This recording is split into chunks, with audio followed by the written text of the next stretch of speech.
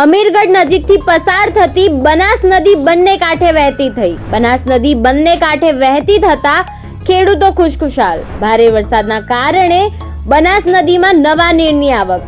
કલેક્ટરે આપેલી સૂચનાનું પાલન નહીં થતા હોવાના દ્રશ્યો. બનાસ નદીના વહેણમાં ઉતરેલા લોકો સાથે મોટી હોનારત સર્જાય તો જવાબદાર કોણ?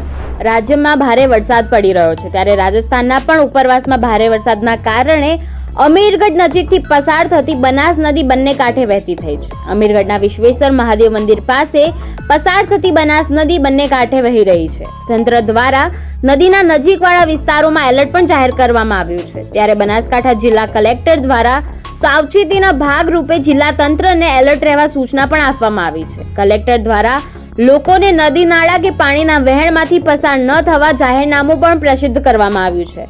છતાં તંત્ર દ્વારા કોઈ નક્કર પગલાં ભરવામાં ન આવતા લોકો બનાસ નદીના ચાલતા પ્રવાહમાંથી પસાર થતા જોવા મળ્યા અને બનાસકાંઠા કલેક્ટરના જાહેરનામાનો ભંગ કરતા જોવા મળ્યા હતા.